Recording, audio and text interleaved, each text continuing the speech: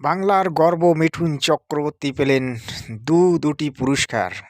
হ্যাঁ দর্শক, ঠিকই শুনেছেন, তিনি দুটি পুরস্কার পেয়েছিলেন। বাংলার এই দামাল ছেলে কিভাবে দুটি পুরস্কার পেলেন এবং কিভাবেই তিনি সিনেমা জগতে গিয়ে একটা সুপারস্টার হলেন, সেটা নিয়ে আজকের আলোচনা হবে। আপনারা ভিডিওটিতে যদি শেষ পর্যন্ত থাকেন তাহলে মিঠুন চক্রবর্তী সম্পর্কে আপনারা আজ অনেক কিছু জানতে পারবেন। কারণ এই মিঠুন চক্রবর্তী স্রেফ সিনেমা জগতের নয়, আমাদের বাংলার গর্ব এবং আমাদের বাংলার সন্তান। তিনি বাংলাকে ভালোবাসেন, তিনি বাংলার জন্য বারবার ছুটে আসেন।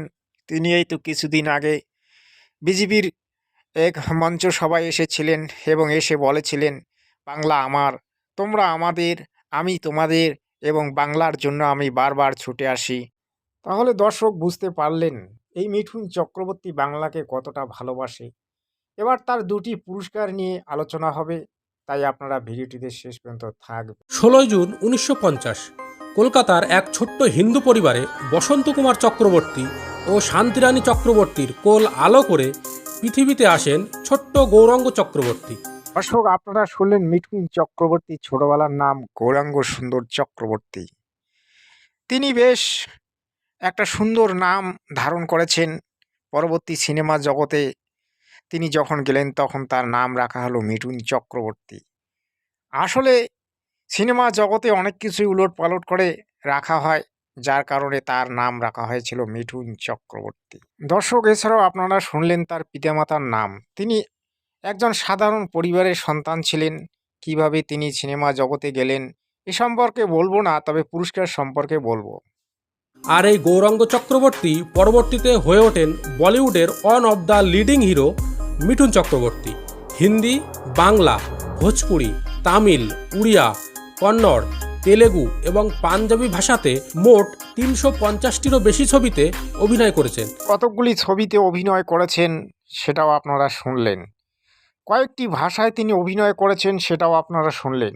এই মিঠুন চক্রবর্তী আমাদের বাংলার গর্ব, আমাদের বাংলার দামাল ছেলে, যিনি বম্বে গিয়ে বুঝিয়ে দিয়েছিলেন যে বাঙালিরাও কিছু করতে পারে, বাঙালিরাও মরে যায়নি। আসলে তিনি একজন বাংলার দামাল ছেলে। আমরা তার অনেক কৃতিত্ব দেখতে পাই এবং বাংলাকে যে তিনি ভালোবাসেন সেটাও আমরা তার জবানিতে শুনতে পাই। দর্শক, হিন্দিতে একটা কথা আছে, मैं देर से बनूंगा लेकिन बृहत्तर बनूंगा, और मैं आलतू फालतू नहीं बनूंगा, मैं बनूंगा तो देश के लिए बनूंगा, और देश के लिए मैं ऐसा कुछ लाऊंगा जो देश सेवा होगा। यही है मिठुन चक्रवर्ती। আর তার এই অভিনয় পারদর্শিতার জন্য জীবনের নানা সময়ে তিনি পেয়েছেন নানা ধরনের পুরস্কার। জানুয়ারি 2024 এই সময় তিনি পেয়েছেন পদ্মভূষণ। আর পদ্মভূষণ পুরস্কার মিঠুন চক্রবর্তী পেয়েছেন। এটা কারা পায় জানেন? যারা দেশের জন্য কর্ম করে, যারা দেশভক্ত, যারা দেশকে ভালোবাসে, তারাই এই পদ্মভূষণ পুরস্কারটি পায়। তাই মিঠুন চক্রবর্তী পেয়েছেন। আর এবার পেলেন অভিনয় জীবনের শ্রেষ্ঠ পুরস্কার দাদা সাহেব ফালকে পুরস্কার। আর আপনারা কি মনে করেন যে মিঠুন চক্রবর্তী এই দাদা সাহেব ফালকে পুরস্কার পাওয়ার জন্য একদম পারফেক্ট ব্যক্তি? নিশ্চয়ই ভাই, মিঠুন চক্রবর্তী পারফেক্ট ব্যক্তি। কি আপনি জানেন না মিঠুন চক্রবর্তী কতটা জনদরদি? তিনি মানুষের জন্য হাহু করে কেঁদে ওঠেন, তিনি মানুষের জন্য আঁতড়ে ওঠেন। তিনি কখনো বা পঙ্গু মানুষদের সহযোগিতায় এসেছেন, কখনো কানাখোরাদের সহযোগিতা করেছেন। তিনি হচ্ছেন পদ্মরত্ন। তো আপনাদের মতামত কি তা কিন্তু অবশ্যই কমেন্টে জানাতে ভুলবেন না। এই মিঠুন চক্রবর্তী যে একজন পারফেক্ট ব্যক্তি সেটা আমি এবং আমার দর্শকরা বুঝে নেবেন, এবং বুঝে নিয়েই তারা মিঠুন চক্রবর্তীর প্রতি রায় দিলেন। দাদা ভাই, আপনি যে রায়টা চেয়েছেন অবশ্যই আপনাকে রায় দেওয়া হলো। এবার আমি মিঠুন চক্রবর্তী সম্পর্কে কিছু গোপন তথ্য আপনাদের সামনে প্রকাশ করব। এই মিঠুন চক্রবর্তী একজন বিখ্যাত ব্যক্তি, এতে কোনো সন্দেহ নেই। কিন্তু তিনি সিনেমা জগতে এসে কিছু কিছু কর্ম আদি ভালোই করেছিলেন এবং কিছু মন্দও করেছিলেন, যেগুলো বলা ঠিক সম্ভব নয়, তবে ছোট করে দুই একটা কথা বলতে চাই। দেখুন, ইনি ব্রাহ্মণ পরিবারের সন্তান। সাধারণত ব্রাহ্মণ পরিবারের সন্তানরা সিনেমা করতে নেই, তবুও তিনি সিনেমা করেছেন। যাই হোক, এই ব্রাহ্মণদের কিন্তু রাজনীতি করাটাও ঠিক নয়, তবুও তিনি কিন্তু রাজনীতিতে মাথা দেন। কিছুদিন আগে এই যে আমাদের এক শঙ্করাচার্য তিনি বলেছিলেন যে আমাদের সনাতন ধর্মের মধ্যে 4টে বর্ণ আছে, ব্রাহ্মণ, ক্ষত্রিয়, বৈশ্য, শূদ্র। তাহলে ব্রাহ্মণদের কর্ম কি? পূজা পাঠ করা, ভাগবত পাঠ করা, জ্ঞান মানুষকে দেওয়া এবং সমস্ত যাগযজ্ঞ অনুষ্ঠান, বেদ আদি যাবতীয় কর্মকাণ্ড তাদের আওতায় আসে।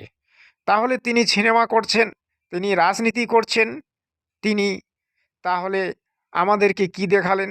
যে ব্রাহ্মণরা সব কিছু করতে পারে। তাহলে বলুন, সাধারণ মানুষরা কেন করতে পারবে না? অবশ্যই তারাও করতে পারবে সব কিছু। ব্রাহ্মণরা যদি সব কিছু করতে পারে তাহলে সাধারণ মানুষরাও সব কিছু করবে। শূদ্র হয়ে তারাও ব্রাহ্মণের বেশ ধারণ করে পূজা আদি করবে। তা হচ্ছে জগতে। আজকে বৈষ্ণব ব্রাহ্মণ বের হয়েছে, তারা পূজা আদি সব করাচ্ছে বা করছে। তাই ভাই, আসলে সমাজের যারা হত্যাকর্তা তারাই এই সমাজটাকে ডুবিয়ে ফেলতে চায়। আমি এই কারণে এই কথাটি বলতে বাধ্য হলাম যে এই কিছুদিন আগে একজন শঙ্করাচার্য তিনি কি বলেছিলেন, হয়তো আপনারা অনেকেই সেই ভিডিওটা দেখেছেন। তিনি হিন্দিতে বলেছিলেন, আমি আমার প্রতিবাদ চ্যানেলে আপলোড করেছি, আপনারা দেখতে পারেন। প্রতিবাদ চ্যানেল যদি আপনারা সার্চ করেন অবশ্যই বের হবে। PRATIBAD প্রতিবাদ চ্যানেল, এভাবে যদি আপনি সার্চ করেন তাহলে আপনি নিশ্চয়ই পাবেন। সেখানে কিন্তু এই ভিডিওটা আমি আপলোড করেছি। তা দেখুন, আজকে আমাদের সমাজ কতটা এগিয়ে গেছে। মূল কথায় আসি, সমাজ কিন্তু আমাদের এগিয়ে গেছে। ব্রাহ্মণ, বৈশ্য, শূদ্র এই সমস্ত বর্ণপ্রথা এই একবিংশ শতাব্দীতে চলার নয়। কারণ আমরা যদি একবিংশ শতাব্দীতে এই প্রথাগুলিকে মানি তাহলে কিন্তু আমরা কেউ এগিয়ে আসতে পারবো না। আমাদের শিক্ষা কিন্তু পিছিয়ে যাবে। আর যে জাতি, যে ধর্ম শিক্ষায় পিছিয়ে থাকবে সে কিন্তু এগোবে না। শিক্ষাই হচ্ছে মূল ভাই। জাতির মেরুদণ্ড হচ্ছে শিক্ষা, সংস্কৃতি, কালচার এবং বিজ্ঞান। বিজ্ঞান ছাড়া যেমন এগিয়ে যাওয়া সম্ভব নয়, তেমনি ঠিক শিক্ষা ছাড়া এগিয়ে যাওয়া সম্ভব নয়। শিক্ষারই মূল অঙ্গ হচ্ছে বিজ্ঞান।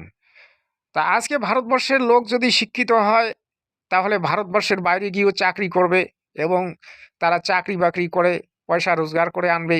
তারা বিজ্ঞানী হবে, তারা বড় বড় ডাক্তার হবে, তারা ইঞ্জিনিয়ার হবে, দেশ বিদেশে ভারতবর্ষে সুনাম হবে।